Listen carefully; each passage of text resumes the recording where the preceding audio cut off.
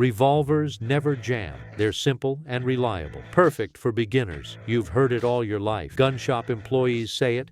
Internet experts preach it. Even some instructors still believe it. But here's what the data actually shows. Nearly everything you think you know about revolvers is wrong. The reliability myth, documented failures contradict it. The simplicity claim, mechanically false. The cost advantage, complete fiction. We're breaking down the facts no one wants to admit about wheel guns. Let's get into it.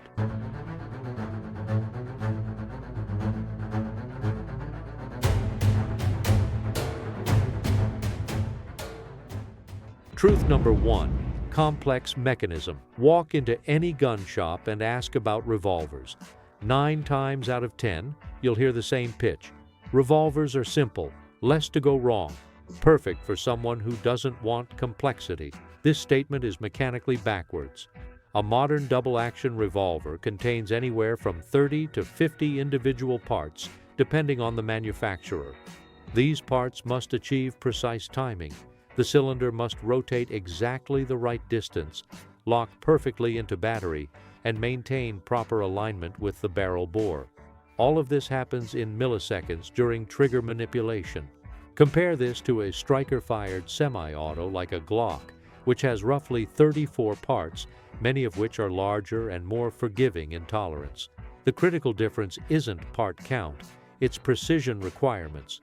Inside a revolver's frame, you'll find the hand, cylinder stop, bolt, trigger, hammer, mainspring, rebound slide, and various interconnected springs. These components operate through a complex mechanical timing sequence. The hand pushes the cylinder, the bolt locks it, the hammer falls, all while the trigger coordinates these actions. Get any single component slightly out of spec, and the entire system fails. Real-world failure modes prove this complexity. Timing issues, where the cylinder doesn't perfectly align with the barrel, cause dangerous bullet shaving and accuracy problems. The cylinder stop, or bolt, can wear from rapid firing, allowing cylinder over-travel. Screws back out during recoil. Springs break. The forcing cone cracks. End-shake develops, creating headspace issues. Internal lock mechanisms can engage spontaneously on Smith & Wesson models, locking up the gun mid-string. Documented cases from competitive shooters reveal the maintenance reality. One K-frame shooter reports requiring mid-match cleaning after just 125 to 150 rounds, a toothbrush scrub of critical areas, lubrication drops, ejector rod checks, and screw tightness verification. Compare this to quality semi-autos routinely running 1,200 rounds between cleaning sessions with 0 malfunctions. The watch comparison is accurate. Revolvers function like mechanical timepieces, dozens of small parts working in precise coordination. A mechanical watch isn't simpler than a quartz movement just because it lacks batteries. It's objectively more complex. Same principle applies to revolvers versus striker-fired semi-autos. Here's the shocking part. Finding a qualified revolver gunsmith is harder than finding one for semi-autos. The specialized knowledge required to properly time a Colt action, understand Smith & Wesson's unique lockwork, or source replacement parts for older models is rare. Many gunsmiths who claim revolver expertise lack the depth to diagnose timing problems or fix double-action pull issues. Poor gunsmithing kills revolvers faster than neglect. The simple and reliable narrative persists because it's marketing gold. It sounds reassuring. It sells guns to people who find semi-autos intimidating, but mechanical reality doesn't care about marketing. Truth number 2, they do fail. Revolvers never jam. This phrase has sold millions of wheel guns. It's also demonstrably false. Documented revolver failures include primers that don't ignite due to light hammer strikes, bullets that jump forward under recoil, freezing the cylinder, brass that wedges under the extractor during reloads, cylinders that lock up from carbon fouling, ejector rods that unscrew and prevent cylinder closure, cylinder stops that break, forcing cones that crack, and internal mechanisms that bind from debris. Smith & Wesson's internal lock, added to J-frame, K-frame, L-frame, and end-frame revolvers from the late 1990s onward introduces a unique failure mode. The lock mechanism can spontaneously engage during firing, particularly in lightweight models shooting magnum loads. Multiple documented cases exist of this happening during range sessions. The lock literally freezes the gun. In a self-defense scenario, this means your revolver becomes an expensive paperweight. Taurus revolvers show documented issues with timing problems, light primer strikes, and cylinder lockup from fouling. These aren't isolated incidents, they're pattern failures acknowledged across multiple platforms. The Taurus Judge, chambered for both .45 Colt and .410 shot shells, is particularly problematic. The cylinder design is prone to fouling, timing issues are common, and accuracy is poor due to the barrel compromise required to handle both cartridge types. Colt's recent King Cobra models shipped with a design flaw. The ejector rod tip extends beyond the cylinder crane channel. During aggressive ejection, exactly what you do under stress, the rod catches and bends. Shooters discovered this immediately. Colt's fix? File down the ejector rod yourself or send it back. Environmental factors affect revolvers more than commonly acknowledged. The cylinder barrel gap, essential for revolver function, allows debris entry. Dirt, mud, sand, and powder residue accumulate in this gap and behind the extractor star. Unlike semi-autos, where the slide keeps internals relatively protected, revolver mechanisms are more exposed. Real-world failure data from competitive shooting tells the story. IDPA and I-Core revolver competitors report malfunctions at rates comparable to semi-autos. The difference? Revolver malfunctions are often catastrophic. A timing failure doesn't clear with a tap rack drill. A broken spring stops the gun completely. A cracked forcing cone ends your match and requires gunsmith work. The ammunition sensitivity is rarely discussed. Revolvers theoretically handle any ammunition, no magazines to feed, no recoil spring to cycle. Reality differs. Light loads in heavy revolvers can cause bullets to jump crimp under recoil. The next cylinder rotation rams that protruding bullet against the forcing cone, locking everything solid. This happens with reloads that have insufficient crimp, but has occurred with factory ammunition. Modern lightweight materials introduce new failure modes. Titanium cylinders, now common on carry revolvers, require specific ammunition parameters. Bullets must weigh at least 120 grains in .357 Magnum. Lighter bullets with faster burning powders cause titanium erosion, literal burning of the cylinder face. This isn't theoretical. Documented cases show spectacular cylinder erosion after just dozens of rounds with incorrect ammunition. Here's what manufacturers don't advertise. Revolvers require regular inspection and preventive maintenance to maintain reliability. Chambers need cleaning. The area under the extractor requires attention. Screws need checking and tightening. The forcing cone needs inspection for cracks. End shake must be monitored. Ignore these tasks and your reliable revolver will fail. The 6 for sure myth originated when semi-autos were genuinely unreliable, 1970s and earlier. That era ended decades ago. Modern quality semi-autos from manufacturers like Glock, Sig Sauer, and HK demonstrate reliability that matches or exceeds revolvers while offering triple the capacity and faster reloads. Truth. Number 3. More expensive. Revolvers are cheaper than semi-autos. This claim circulates constantly. The data contradicts it. Entry-level comparison seems to support the claim. A Heritage Rough Rider .22 revolver wholesales around $150 to $200. A basic .22 semi-auto pistol runs $250 to $300. Victory for revolvers, right? Wrong. You're comparing different quality tiers and intended uses. Move to defensive calibers and the picture inverts. A quality polymer frame 9mm semi-auto, Glock 19, Sig P365, Springfield Hellcat, wholesales between $400 and $550. A comparable quality defensive revolver, Smith & Wesson J-Frame, Ruger SP-101, Colt Cobra, wholesales between $500 and $700. That's 20 to 40% more expensive for a gun holding one-third the ammunition. The manufacturing reality explains this. Revolvers require more machining operations, tighter tolerances, and more hand-fitting than polymer semi-autos. The cylinder must be precisely timed. The barrel-cylinder gap must fall within .003 to .006 inches. The lockwork requires careful adjustment. Each revolver essentially gets individual attention during assembly. Semi-autos benefit from economies of scale. Glock manufactures hundreds of thousands of pistols annually using highly automated processes. Polymer frames are injection molded. Steel slides are machined rapidly on CNC equipment.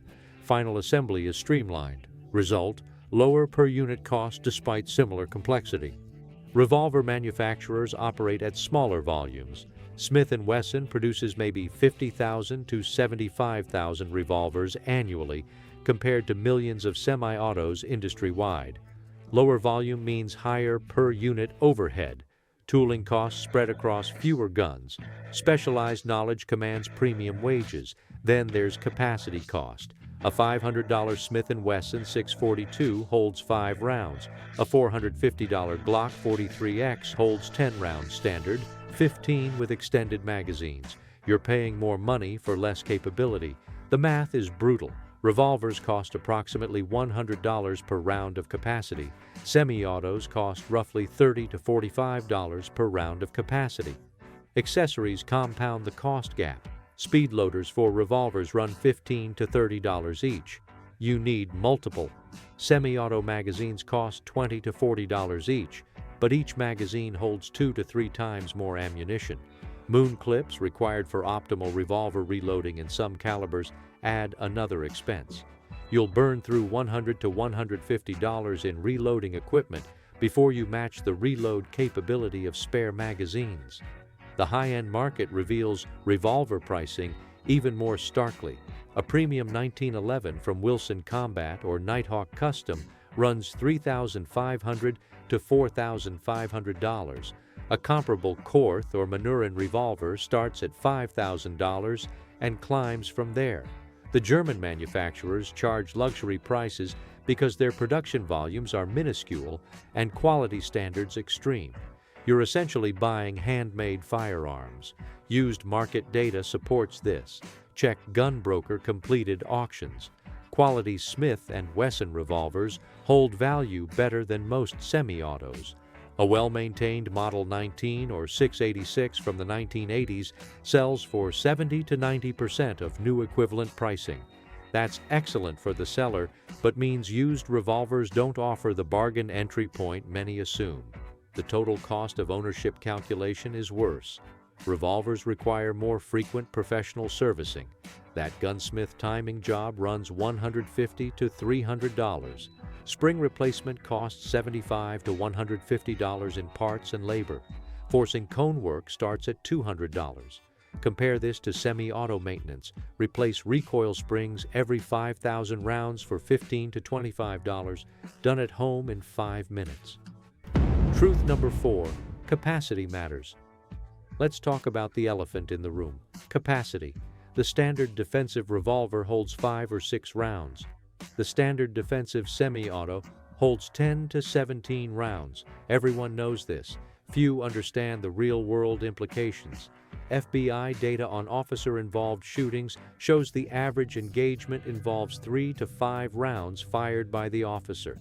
Sounds like a revolver's capacity is adequate, but averages hide critical details.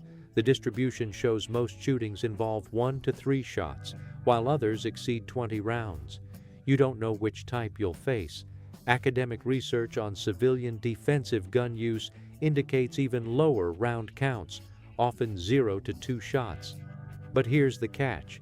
These statistics include incidents where just displaying the firearm ends the threat. They don't adequately represent sustained defensive shooting against determined attackers or multiple threats. The real capacity problem isn't empty cylinders, it's administrative handling during incomplete cylinder reloads. Watch competitive shooters. A 6-shot revolver runs empty after 6 rounds. During a speed loader reload, dropped rounds are common under stress. Fumbled speed loaders happen. Moon clips, faster than speed loaders, still require both hands and fine motor skills degraded by adrenaline. Compare semi-auto reloading. Drop empty magazine, insert fresh magazine, rack slide if needed. This can be done one-handed if necessary. The fine motor skills required are less demanding than manipulating individual cartridges or speed loaders. The math gets worse when you consider malfunctions. A semi-auto misfires, rack the slide, you're back in action. A revolver misfires, pull the trigger again, hoping the next chamber has a good round. But if you've got a timing issue or cylinder binding, pulling the trigger does nothing. You're holding a club. Multiple attacker scenarios destroy the revolver advantage entirely. 2 determined threats requiring 3 to 4 shots each means you're empty after engaging just 2 people. The reload time is measured in seconds, 2.5 seconds minimum for well-trained shooters, 5 to 10 seconds for average carriers. A third threat has that entire window to act. The training implications are significant. Competitive revolver shooters practice reloads obsessively. They buy hundreds of dollars in speed loaders or moon clips. They drill reloading until it's reflexive. The average concealed carrier does none of this. They shoot their revolver once or twice a year, maybe run through 1 cylinder of practice reloads and call it good. Here's the uncomfortable truth. Low capacity is workable if you're highly trained and practice constantly. But people who choose revolvers typically do so because they don't want to train extensively. The gun selected for minimal training requirements actually demands more training to use effectively. The statistics on defensive gun use, often cited to justify revolver capacity, are self-selecting. They mostly reflect incidents where the gun wasn't needed or minimally used. They don't capture the worst-case scenarios where capacity matters desperately. Basing your defensive planning on average cases rather than worst cases is backwards risk management. Revolver advocates correctly note that most people don't carry spare magazines for their semi-autos. True, but the semi-auto carrier still has 15 rounds immediately available versus 6. Even without reloads, the capacity advantage is massive. Truth number 5. Ultralight problems. Modern materials have enabled ultralight revolvers. Smith & Wesson's scandium aluminum frames, titanium cylinders, and polymer-coated models weigh 11 to 16 ounces loaded. This sounds attractive for all-day carry. The reality is punishing. Physics doesn't care about marketing. A 340-grain bullet leaving a 13-ounce revolver at 1,200 feet per second generates brutal recoil. The lightweight gun lacks mass to absorb energy. Every newton of force transfers directly to your hand. Documented shooter experiences describe lightweight .357 Magnum revolvers as nearly uncontrollable, hand-numbing, and prohibitively painful to practice with. This isn't weakness, it's physics. The lighter the gun, the more violent the recoil impulse. The practice problem is critical. If your defensive gun is painful to shoot, you won't practice with it. Statistics show concealed carriers who own lightweight revolvers shoot them significantly less than those with standard weight guns. Less practice means degraded skills. The gun purchased for defensive reliability becomes a gun you can't shoot competently. The ammunition compromise makes things worse. Manufacturers acknowledge this by loading reduced recoil .38 special ammunition specifically for lightweight revolvers. These loads sacrifice terminal performance. Less velocity means less expansion and penetration. You bought a Magnum-capable revolver but shoot .38 special because the Magnum rounds are unbearable. Why not just buy the lighter recoiling semi-auto from the start? Titanium cylinder durability raises questions. While titanium is strong, it's also less forgiving than steel. The documented erosion issues with incorrect ammunition demonstrate this. A steel cylinder handles abuse better. Your lightweight revolver requires more careful ammunition selection and inspection. The sights on ultralight revolvers are typically minimal. small notches, and low-profile front sights to avoid snagging. This makes accurate shooting harder, compounding the recoil control problem. You've got a hard-kicking gun with minimal sights, perfect for experts, terrible for the beginners it's marketed toward. Truth number 6. Law enforcement proof. Between 1985 and 1995, virtually every law enforcement agency in America transitioned from revolvers to semi-autos. The reasons reveal uncomfortable truths about revolver limitations. Capacity was the primary driver. Miami FBI shootout in 1986, 8 FBI agents with revolvers and shotguns versus 2 suspects. The suspects had superior firepower through semi-auto rifles and pistols. The extended gunfight revealed revolver reload time as a critical vulnerability. Officer survival statistics showed officers who survived shootings had, on average, 2 to 3 rounds remaining in their firearms. Revolvers started with 6, semi-autos started with 15 to 17. The buffer mattered desperately, but capacity alone didn't drive the change. Training efficiency sealed it. Teaching a new recruit to reload a revolver requires extensive practice. Teaching magazine reloads is faster and easier. Qualification scores improved after the transition, not because semi-autos are more accurate, but because they're easier to shoot well. The maintenance factor was significant. Departments could send armorers to Glock, SIG, or Beretta for training. Parts were standardized. A duty pistol that malfunctioned could be swapped immediately.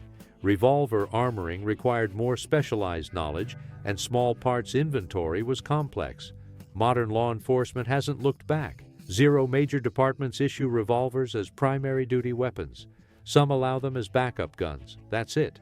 The professional users who bet their lives on firearms rejected revolvers decisively.